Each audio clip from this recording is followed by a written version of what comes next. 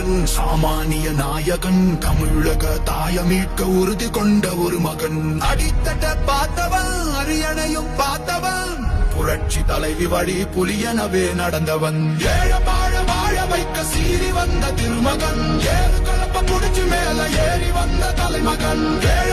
வாழ வைக்க சீறி வந்த திருமகன் ஏழு கலப்ப புடிச்சு மேல ஏறி வந்த தலைமகன்